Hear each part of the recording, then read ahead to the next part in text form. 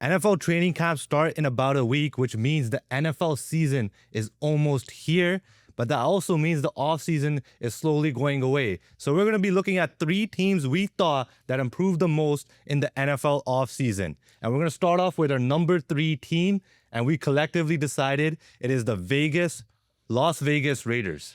Yeah, I mean, it was tough because there were a couple other teams we considered. But in my opinion, I think the Vegas Raiders from last year heading into this year had a little bit of a bigger jump. Then we're going to mention our honorable mentions later on, which you guys should stay tuned, as well as our number 1 team.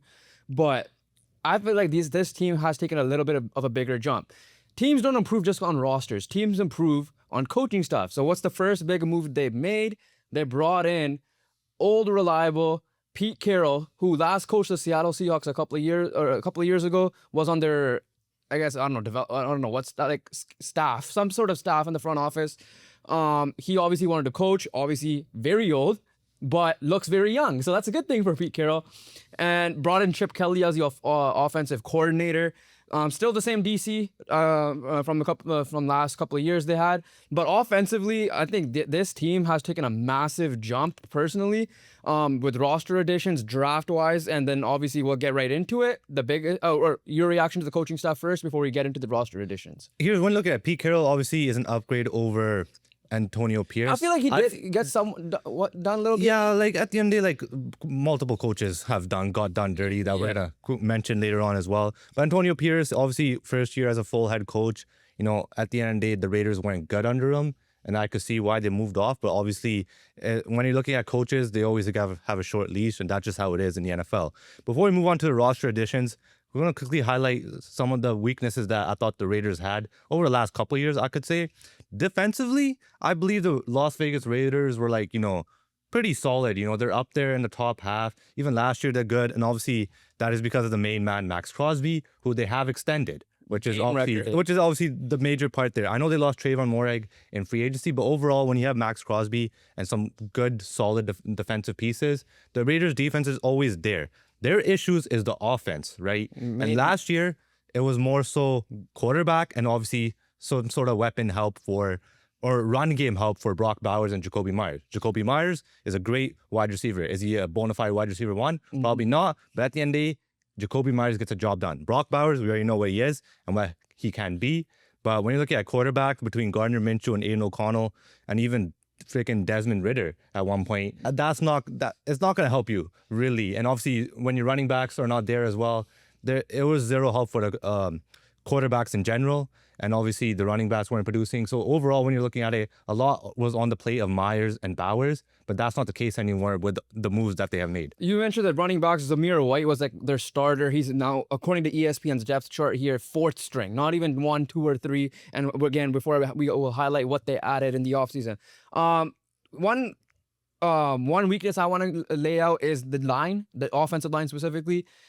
It's been better. I'm going to say that for sure. But we've seen how inconsistent it has been over these last couple of years as well. But let's get into the positives of why this team was our 3rd most improved team. Number 1, they addressed the quarterback position. Brock Bowers had an historic year as a rookie, not even just as a tight end, but overall pass catching, receiving, and all that. And that was, like you mentioned, being thrown, getting the ball thrown to him by Gardner Minshew, Desmond Ridder, Aiden O'Connell, and all these guys. Now you upgraded that heavily with Geno Smith. With Geno Smith, is he going to be the guy, or is he making me jump out of my seat like, oh my God, Raiders are going to be so good this year. They're going to make the playoffs, bona fide, obviously AFC and all that stuff? No. But what Geno Smith does is makes me want to watch the Las Vegas Raiders. Yeah. Right? That's the main thing. At the end of the day, Geno Smith, as much as the line didn't help in Seattle, it might not help in Vegas either. But when you're looking at it, Geno Smith is still a top caliber quarterback. I want to say a top 16 quarterback in this league. And he's obviously going to help Myers and Bowers out a lot.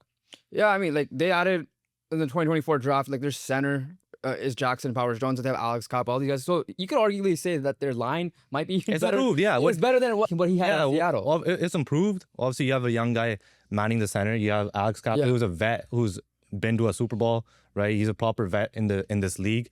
So yeah, it's definitely better than what he had in Seattle. So which is obviously a huge plus for him. But going back to Geno Smith, for me, he could, like, the type of year he had last year, he wasn't like, he was good, right? Like, there were moments in the red zone where he was like, okay, what the hell are you doing? I'm not saying he's top 10, but he's like, he can flirt with the number 10 spot with how he rejuvenated his career in Seattle. And who was his coach when he rejuvenated his career? When they moved on from Russell Wilson, it was Pete Carroll. We all thought Seattle was dead in the water that year. He led them to a playoff spot, right? And then even this last couple of years, he hasn't been bad. His line was the main reason why he hasn't been terrible. He did not even have a run game there. I mean, sorry, I'm gonna rephrase that. His run game was not healthy there, right? Yeah. Like, Kenneth Walker was injured, and he's like your main guy. Zach Charbonnet is more of your like red zone and like end zone type guy, in my opinion. Again, Charbonnet was good when Kenneth Walker was out, but you wanted Kenneth Walker in. Here, obviously, again, we'll see what the health status is going to be for him here. But like Geno Smith, like, again, like if you're talking about quarterback upgrades, I don't know on the top of my head if there's any bigger than this that I saw. Oh yeah, 100%. Like upgrade wise from like, you essentially went from like guys who were essentially career backups to a legit starting caliber quarterback in Geno Smith. But speaking of the run game, they obviously improved that heavily in the draft when they got Ashton Jeanty. Ashton Jeanty, the Swiss Army knife of running backs, biggest running back prospect probably since Bijan when it went up there for the Atlanta Falcons, obviously, which was not too long ago. But what Jeanty can do for these guys is he could run with speed, he could run with power, he could pass catch, and he could block as well. This guy could do it all in the backfield, which is going to be an absolute plus for this offense as a whole because one, running game helps Geno Smith be protected, and number two, the run game and his potential and his pass catching ability will help open up Brock Bowers and Jacoby Myers, which takes the pressure off of them by getting Ashton Jeanty in the lineup. Ashton Jeanty, like people say when it comes to like running backs, like why take them high in the draft? The only issue with that comes with is just like the durableness. Like at the end of the day, I don't know if there's any running back that was picked in the top 10 that you could consider a bona fide bust, right? That people might say, oh, Todd Gurley. Todd Gurley was Offensive Player of the Year.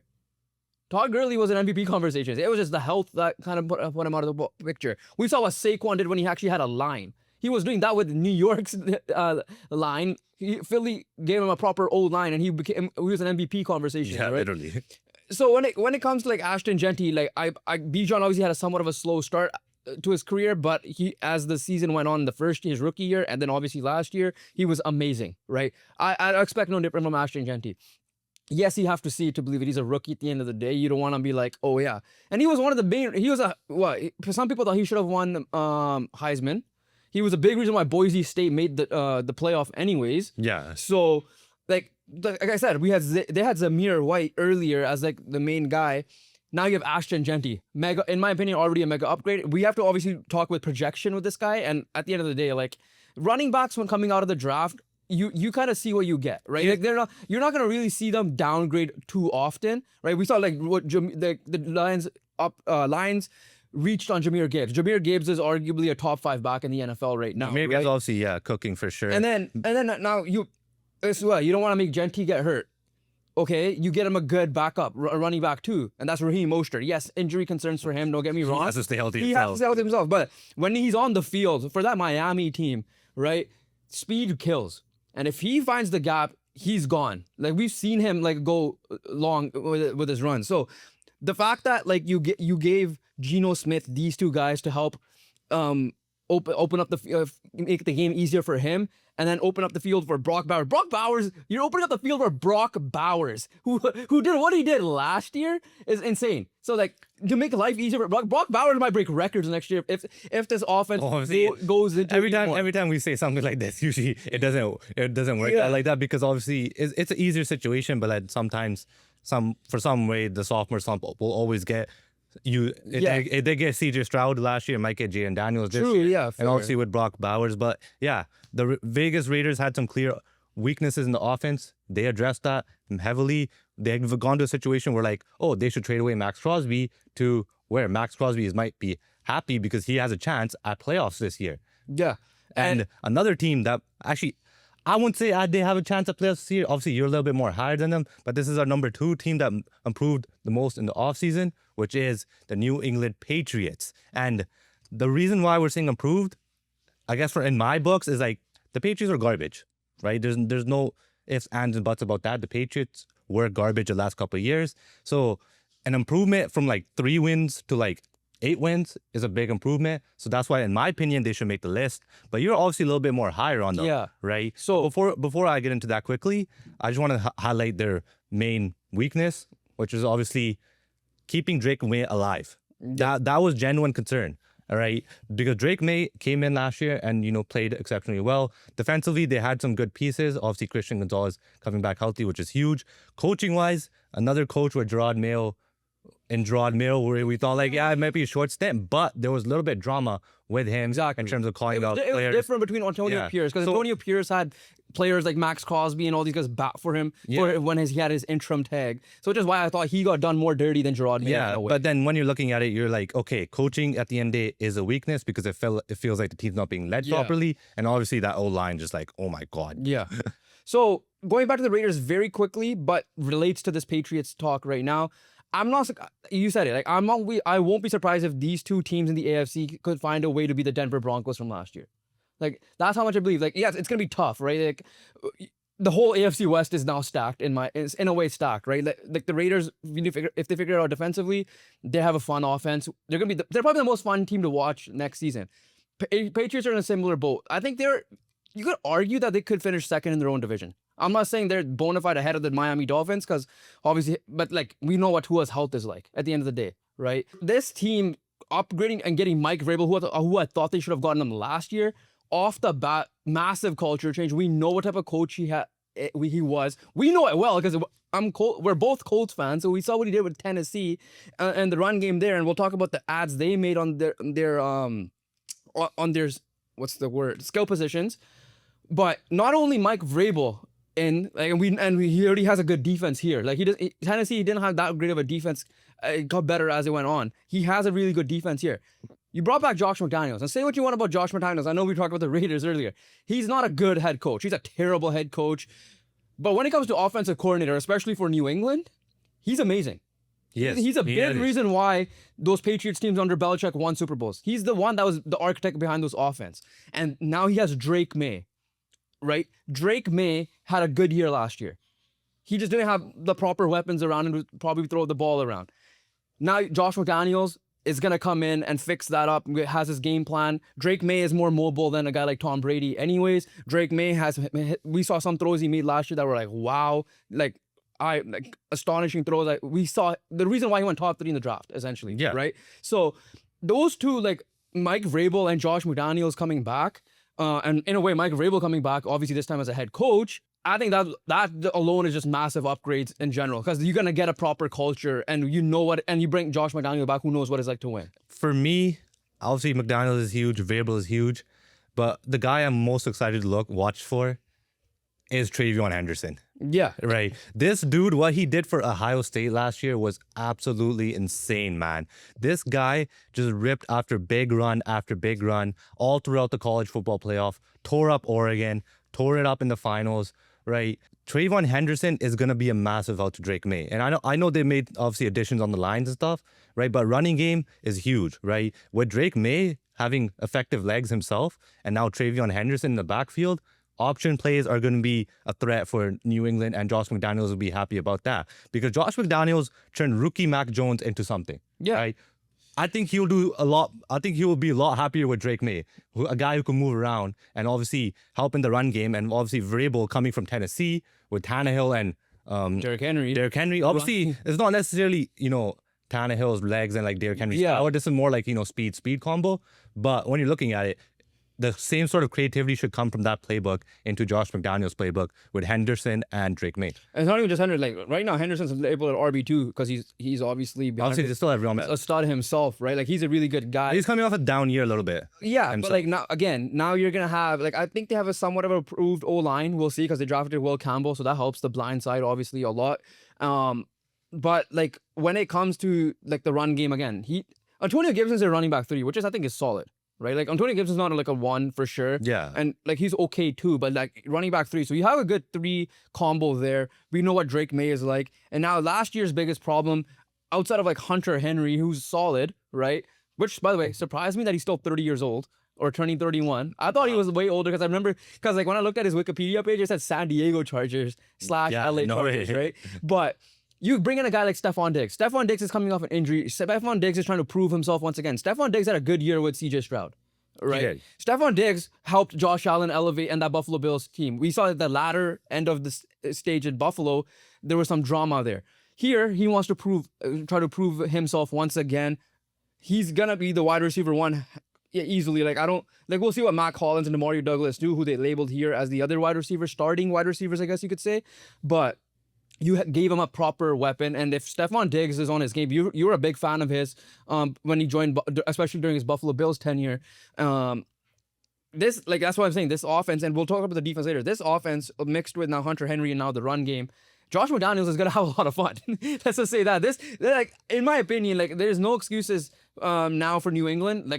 From the player side of things, they need to execute well. You have a good head coach. You have offensively, you have a good offensive coordinator that will game plan for you. So seeing Drake May, Drake May might take a bigger jump in terms of the first year to second year QBs, in my opinion, based on what he has now. Granted, I'm saving for the best for last year because that one has still potential, but he will be a conversation to be like, okay, yeah, I'm up there with, it could be up there with Jaden Daniels and Caleb Williams. Before we move on to our honorable mentions, this is a new channel. We're dropping our first NFL video on Beyond the Blitz. So if you guys are watching this video and you made it this far, we would appreciate if you guys smash that subscribe button, because this channel will be all things football, NFL, and college. So make sure you guys join the club by hitting the subscribe button, hitting the bell icon. And if you guys enjoyed this video, like down below. And also, we would appreciate to hear you guys in the comments as well. And if your thoughts, anything you agree or disagree with us. Yeah, we'll be dropping a lot of that, so make sure you guys hit that down below. But before we go to the honorable mentions, I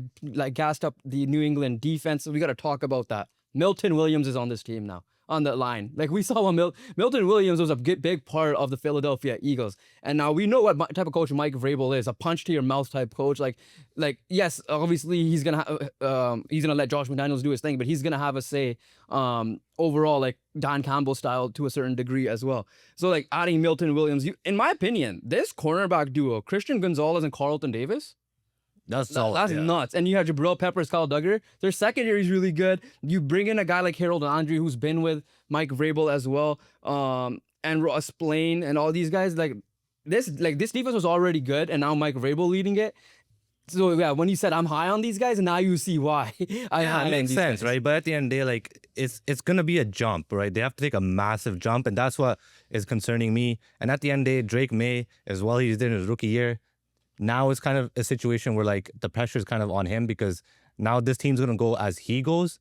And that's where the young quarterbacks tend to struggle, when the situation is sometimes good and they're to be the ones driving it. But then again, we've seen also so many people succeed when the situation is good. And obviously, if Drake May's up to it, which I think he can be for sure, this team should definitely be one of the most improved teams. But honorable mention time, for me, I am going to start off with our favorite team, the Indianapolis Colts. And reason why I am giving these guys an honorable mention, and the mention in general, is because defensively, these guys upgraded so much. Cornerbacks were absolutely atrocious last year, right? Outside of Kenny Moore. But they've added Tre'Davious Ward, which pushes Jalen Jones as a cornerback too, which is obviously fantastic for him, because Jalen Jones had a great year last year, but him as a CB2 is much better than him being a CB1. That's where Tre'Davious Ward comes in. And he's coming in with a reset with obviously everything you have to deal with back in San Francisco. And on top of that, safety-wise, you actually had a proper free safety in Cam Bynum, who could actually cover the field, because he used to be a cornerback himself, which pushes Nick Cross as a strong safety last year was incredible. He was also one of the league leaders in tackles for a long time last season. Zaire Franklin's still there. The line's still there. Hopefully Latu can take a jump more. So defensively, they've gone much better. And obviously, their defensive mind has gone much better, in my opinion, too. So that's the biggest difference. The biggest upgrade, yes, the roster obviously helps, but you went away from Gus Bradley and brought in Lou Anarumo. And now people might have their say about Lou Anarumo, whatever the case, since his defense wasn't great the last couple of years. I blame somewhat they're still having issues right now paying Trey Hendrickson, and we don't even know what's happening with Shamar Stewart. He didn't have the necessary weapons. He lost Jesse Bates to Atlanta and all that stuff, right? So that alone is an upgrade. The reason why we didn't have him as our top three, obviously, defense was a big improvement on paper. We'll see what happens at the actual season. offense has way too many question marks still. And It's that's not up way down- too many. I mean, There's only the one. biggest question mark. There's only one question mark. Tyler Warren getting drafted was absolute Yeah. godsend.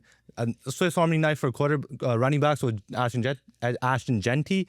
The Swiss Army knife of tight ends is Tyler Warren. This guy could do it all. He might be playing quarterback next year if Anthony Richardson doesn't figure his shit out, right? No. Then obviously, yeah, there's only one question. There's not many questions, but like you said, it's the biggest question. So we can't put him in top 3 just because of that, because the most important position, we don't know what's going to happen. And then again, we don't know what Anthony Richardson is. We can't put a conclusion on him yet because he hasn't played much either. But that's why Indianapolis is in the honorable mention for me. My honorable mention, and we were very close to putting this ahead of the Raiders. It was the Washington Commanders. The only reason why I said we didn't put them ahead of them is because their jump is not going to be as big as, in my opinion, the Raiders' jump. But, you know, they added now Von Miller to their D-line. They added Laramie Tunsil to their offensive line. So they'll help Jaden Daniels. We'll see what Jaden Daniels does in his second year. And they added another weapon in Deebo Samuel alongside Terry McLaurin. Now, and Terry McLaurin finally had a quarterback to throw him the damn ball. Like similar to what DeAndre Hopkins was going to make him, which in my opinion is a Hall of Famer. He didn't have really good guys throwing him the ball until, you know, he got Deshaun Watson, a good version of Deshaun Watson, DeAndre Hopkins did. And obviously, Jaden Daniels with Terry McLaurin getting Jaden Daniels. The only question mark with them right now is still the run game is still iffy, in my opinion. Like, obviously, Robinson had a fine year, but I don't think he's an RB1. Eckler's age is showing. He still could catch the ball, but everything else is like, okay, it's tough. But again, this team, the Eagles lost a lot of pieces, right? I'm not saying they're going to surpass the Eagles, and we'll see what the Cowboys do as well. But I won't be surprised if they make it a really tough race for that NFC East this year. Another reason why I don't want to put them up there as well, I know they've added some pieces defensively, but for me, I know it's going to be a slight upgrade than what they had last year, but I don't think it's going to be like, you know, that Super Bowl level defense is, because that's the only way they could jump up. Right, and I know they have great vets on that defense. So obviously, Especially adding Von Miller. Yeah, Von Miller. Obviously, and Bobby Wagner Wagner behind him. I don't know. I guess the age is what concerning me, because like I have too many old guys. But when I'm looking at it, like the defense got better for sure. But I don't know. Like when you're looking at, like you said, the jump is not going to be as high as the Raiders. And that jump has to be Super Bowl level defense, and I don't think that's a Super Bowl level defense at the moment. Any more honorable mentions before we go to our number 1? Another slight one I had was Minnesota Vikings. Last year, their line near the end was shocking, and they've upgraded that heavily with getting the best guard in the market and Will Fries, and obviously getting Ryan Kelly as center. And quarterback is changing to J.J. McCarthy, who is going to be a question mark, but at the end of the day, when you looked at him in last year's preseason game, you saw the potential is there, and you have the head coach whisper. Exactly. If there's any person I'll trust that I won't be surprised if Minnesota will have a big drop-off, it will be Kevin O'Connell. But number 1, hands down, by far, has to be the Chicago Bears. Head coaching last year, atrocious. Line, atrocious. Defensively, they're okay, but they didn't have, like, they'd done better. Caleb Williams wasn't great, but we saw signs of him improving, and he's obviously going to be in a better spot. The number 1 reason why he's going to be in a better spot, Benjamin Johnson is the coach. Did you make that up, or? Yeah, I made it up. I don't know if his actual name is Benjamin Johnson or not. Okay, but Ben Johnson, what we saw this guy do with Jared Goff the last few years, what we saw this guy do with the Lions offense, becoming one of the most electric offenses in the NFL. You're right. It is Benjamin? Yes. I mean, it's not hard to guess. It's got to be short for something, right? Who knows? But yeah, who knows? But I mean, it could be Benny. Actually, no. That's no. But when you're looking at it, Ben Johnson is the mastermind of one of the most electric offenses of the last 2 years, one of the best run games of the last 2 years. And overall, this guy comes in and is already making improvements to the line and the running back. Ben Johnson revived Jared Goff. He could definitely do the same thing with Caleb Williams. One doesn't need reviving, but I get what you're saying, though. But, you know, a jump, I guess. He needs a kickstart. What's the common theme for the 3 teams we had here? New head coaches, right? New staffs, people that we trust. Now, the difference between Ben Johnson and Pete Carroll and Mike Vrabel is Ben Johnson needs to prove it. That's the big difference. That is true, yeah. So we know how good of an offensive mind he is. We talked heavily about Josh McDaniels, how good of an offensive mind he is, but was a terrible head coach. I'm not expecting that, and nor am I saying that he will be that. We saw year 1 Shane Steichen, how good he was as an offensive coordinator of the Philadelphia Eagles that went to the Super Bowl, and what he did with the Colts with Gardner Minshew, right? And he has obviously question marks in year 2, but that's what I'm gonna be hopeful. Obviously, that's what I'm expecting from this Bears team, right? So off the bat, like what I said about Drake May being up there, and the reason why I said I hesitated and I realized where number one team was Ben Johnson, right? Yes, the everyday head coaching duties is gonna take a toll on him. So he obviously has to. He's gonna be the play caller, and he obviously has to rely on his coordinators to help develop Caleb Williams and all that as well. The only flaw I see right now, before we get into the positives of the line, especially the run, they were in on Ashton Genty. Obviously, he did not fall to them. I think they tried to trade up. They probably obviously couldn't get a package done. DeAndre Swift hasn't been like what we thought he was going to be coming from the draft when Detroit had him. He's still he's a bottom tier running back one, in my opinion. Now, maybe he'll level up with Ben Johnson for all we know. We saw why the Eagles upgraded to Saquon Barkley. DeAndre Swift's stint in Philly was good. But you had an opportunity against Barkley. That's just saying that, someone better is available. Yeah. That's not necessarily a knock on DeAndre Swift. But that being said, though, they drafted Jahmyr Gibbs and they got David Montgomery, right? These guys have DeAndre Swift and Roschon Johnson, right? So it's a little bit of a downgrade from that side of things. But when you're looking at it, instantly coming in and improving the interior O-line is just absolutely huge. Dahlman from Atlanta, upgrade over your center. Jonah Jackson in a trade, Joe Thuney in a trade. We already know Joe Thuney is one of the best guards in the NFL. No matter how old this guy is, he is one of the best guards in the NFL. Just those three alone improves Caleb Williams, because Caleb Williams last year, here's one thing you're gonna notice. He just couldn't trust his line. And that's fairness to him. But when you're looking at it, Caleb Williams was essentially running for his life. Right? Some rest on him, scrambling too early. But him not trusting his line, that's what's going to lead to. And that's also a slight concern I'm going to have for next year, because that might be a bad habit to break if he doesn't trust his line. Because this year he has a line that is trustworthy. And because of that, should be trustworthy. Yeah. And he's got to hang in the pocket, make that throw, instead of just prematurely scrambling and losing the opportunity to make a big play or a quick throw in a quick slant type of thing there. But when you're looking at it, the interior O-line upgraded massively. Pass catching wise, so I expect DJ Moore to be better this year under the likes of Ben Johnson. Roma Dunes is still there. Obviously, Keenan Allen, who's still available in free agency, we'll see where he ends up. And there's keep in mind, by the way, there's still free agents available for not just these teams, but all NFL teams as well. So some teams can still upgrade with some potential players available on whatever position they need. But going back to this, so you're right. They drafted a guy like Luther Burden, right? Devin Duvernay is a quote unquote in the second unit, and you got a returner and one of the best returners in the game. Not only that, you have Cole Kmet, who I believe is a good tight end. Might be running two tight ends because you drafted Colston Loveland with a 10th overall pick, I believe. He was the first tight end off the board. I think it was a 10th overall pick.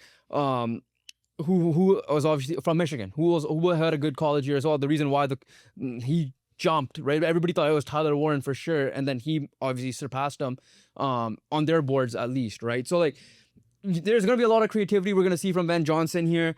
Weapons wise, it's fine. It's similar to last year. I expect them just to be better, right? But yeah, their biggest upgrade on the offensive side is the line. That's what made them bigger, because that's all they needed, bro. That's the main thing they needed. Yeah. Like the same situation Patriots, like Drake May was literally getting killed. Like that's not even me exaggerating. Drake May is literally getting killed. And the reason why I'm not saying that about Caleb Williams is that Caleb Williams was able to escape and run for his life, but at the same time, he was getting killed too. Yeah. Right? It's just simple as that. But when you're looking at it and you're getting guys like they brought in, like literal proven talent, not relying on young guys. I know they still have the young left tackle in Darnell Wright, I believe. Right tackle. According to ESPN is right. Right tackle in Darnell Wright. So left tackle is Braxton Jones. That's still okay. Like at the end of the day, but like you're not putting guys like Darnell Wright into like tough situations. You have like proper been there, done that guys, which is obviously going to be a huge plus in general, even if they didn't get any weapons or draft any weapons either. I mean, they Colston Loveland. Yeah, no, but even if it didn't do it, that just shows how much of an upgrade it was. Yeah, honestly, it's just gonna be better. In the NFC again, similar to these teams, out of all the teams in the NFL, not even just the NFC. Out of the teams that missed the playoffs last year, this team I was premature last year, obviously, right? This team, I won't be surprised. Like, this is the team that I'm like, if I would have put one team, I'm like, pick a team that will make the playoffs out of the teams that did not make the playoffs last year, it might be these guys for me. I'm not fully high on San Francisco. Plus, like, obviously injuries are a factor for them last year, but like, I'm just in general, I'm not, like, they have question marks. And then Dallas. head coaching is their question mark at the moment for me, and we'll see what happens there. Like maybe the only team I would consider is probably Dallas from last year. Atlanta, I guess that's more of a division thing. I'm not going to count that. But when it comes to that, like out of the 3 teams we even talked about, this team is the one that I'm more confident that can make it. Yeah, to the playoffs they next year. definitely got to make an improvement. And the reason why is it's not just offense, it's defense. They signed a guy like Deo Dengbo who's going to help out Montez Sweat and take some pressure off of him. And Deo Dengbo is coming off a great year for Indianapolis. So a big opportunity for him here. They got Dennis Allen, right? And again, that's who it was. In the Josh McDaniels situation, a bad head coach, but before that was a very good DC, and he was very coveted. Like a lot of people wanted Dennis Allen, and obviously Ben Johnson was the one to land him, which is obviously a huge improvement defensively. And obviously you already have Jalen Johnson in the back end for them, and you have the 2 linebackers they signed a few years ago in Edmonds and TJ Edwards. Montez Sweat already there, and you got Grady Jarrett as a vet guy who's going to be their starting D lineman as well, right? We're expecting hopefully Kevin Byard to bounce back a little bit to his Tennessee days here, and we'll see how that ends up happening.